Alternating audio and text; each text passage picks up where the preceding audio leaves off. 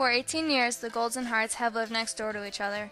Naturally, the parents and their children have become best friends, so it didn't come as a surprise to anyone when Chris and Emily's friendship grew into a relationship. But was that really what everyone wanted? So when that fate-determining call came in the middle of the night to both the Harts and the Golds, the news was shocking. Both families rushed to the hospital, having no idea what to expect. The Harts arrived to find Chris with a head wound, but nothing fatal.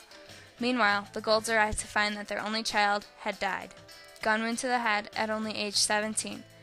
Everyone knew Chris had been there with her that night, so they came looking to him for answers.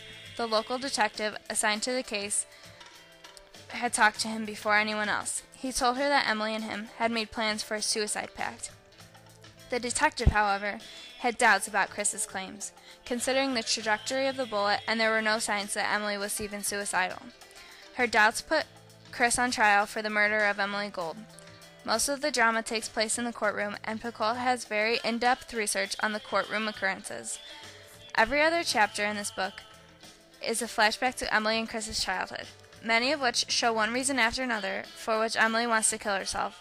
In one of the flashbacks, it is revealed that during one of their many games of Truth or Dare, Chris dares Emily to go into the men's bathroom. Emily, being one to never turn down a dare, does so. Emily returns to the table shaking. Chris simply assumes that she was scared to enter the men's bathroom and ignores it. But the truth of the matter is one of the workers was in the bathroom and he molested her. Emily's early childhood trauma led to her being uncomfortable with Chris intimately. However, she put that fear aside and was regularly intimate with him. And sure enough, Emily became pregnant. Emily led a perfect life in her parents' eyes. She was smart, pretty, and incredibly artistic. It was her senior year, and she would be off to college soon. Emily couldn't tell her parents she was pregnant, or even sexually active. Emily wanted to make her parents happy, even if she wasn't. All of these reasons led to her wanting to kill herself. Her depression was many years in the making, and no one seemed to notice, which made her mother, Melanie, especially upset and in denial. Melanie blamed the death of her daughter on Chris, and at one of the arraignments, she even started heckling at him. The unknown happenings of that night led to hatred between the once inseparable Melanie Gold and Augusta Hart. There was, however, no way to prove Chris was guilty because the main motive was Emily's pregnancy. But she never told anyone about her pregnancy, not even Chris. The other reason the detective thought Emily was murdered was the trajectory of the bullet. It went in near the front of the right ear and out behind the right ear. That was an odd path for the bullet to take on suicide cases. It usually goes in one side and out the other, according to the coroner. The detective thought Chris would want to go to college and move on with his life and not have to worry about a girlfriend and a baby, but it was actually the other way around. Chris didn't even know Emily was pregnant until several weeks into the case. Emily didn't tell him because she knew he would want to get married and have the baby, which is exactly the opposite of what she wanted. Emily's feelings for Chris were more those of them being brother and sister rather than boyfriend and girlfriend.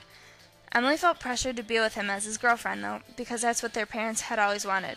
In the end, we realize Emily's death is not part of a suicide pact. Chris was never even suicidal. He only went along with the idea to try and stop her. Emily asked Chris to kill her because she couldn't even do it herself.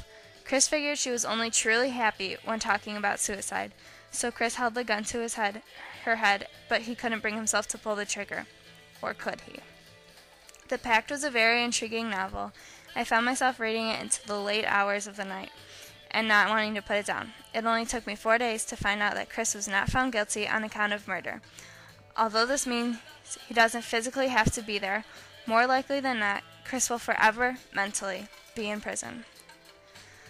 Jodi Picoult was born and raised in Nuskinsa on Long Island, New York. She studied at Princeton University for writing. Later, she had numerous jobs from editing for a textbook publishing company to teaching 8th grade English class.